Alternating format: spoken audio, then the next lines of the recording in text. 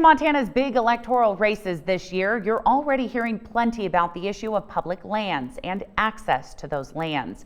But are public lands really the top issue in 2020? And what are the actual records of the candidates? MTN Chief Political Reporter Mike Dennison has more. If you're a Democrat running for top statewide office in Montana in 2020, you're often talking about the importance of preserving public lands. We need to make sure that whatever we do, we are leaving public lands in better shape than what they were given to us and pass those on to future generations. Or running ads that accuse your opponent of not doing it, like this one from Democratic U.S. Senate candidate and Governor Steve Bullock. And Daines, he supported Pendley's nomination to head the Bureau of Land Management, threatening the sale of our lands to the highest bidder. More on that specific charge later. But first, are public lands really a pivotal issue this election? Greg Gianforte, the Republican opposing Cooney for governor, doesn't think so. The number one issue amongst Montanans right now is the recovery from COVID. We have to deal with the health crisis we have, but we've created an economic crisis. Democratic candidates don't really disagree on that point, yet they and others still believe that public lands resonate with Montana voters.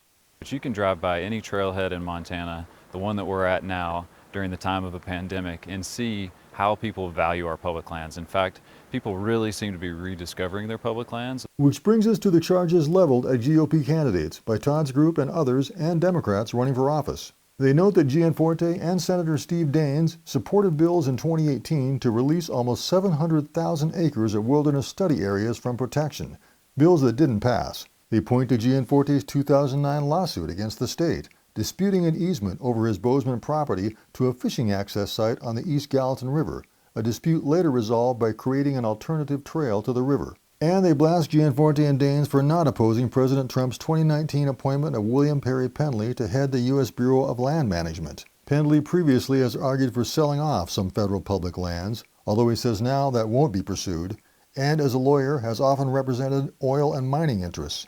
Yet the critics usually don't mention some significant conservation wins supported by both Daines and Gianforte. In 2014, Daines helped pass a bill to expand wilderness acreage on the Rocky Mountain front. Gianforte and Daines each supported a lot of the protected parts of East Rosebud Creek in south central Montana, and another bill that blocked mining near the North Gateway of Yellowstone Park. And this year, Daines was instrumental in passing the Great American Outdoors Act, which fully funded the Land, Water, and Conservation Fund and had money for national park maintenance.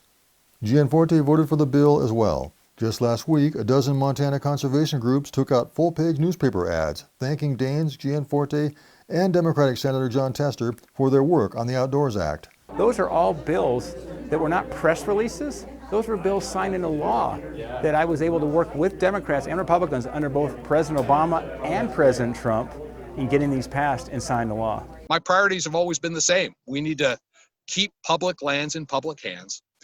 We need to increase access to those lands for all Montanans.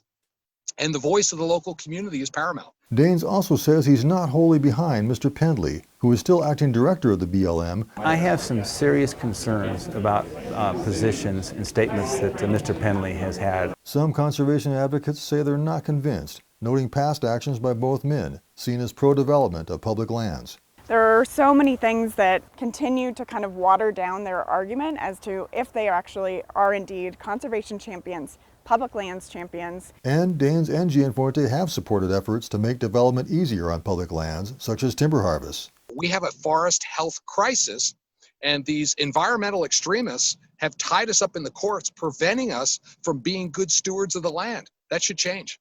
So we have Republicans leaning toward development of public lands in some instances, and voting to protect them and expand access in others.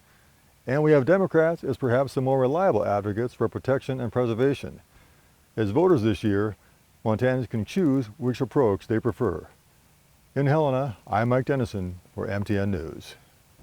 We should note that the Montana conservation voters have endorsed all of the Democrats running in the top statewide contested elections.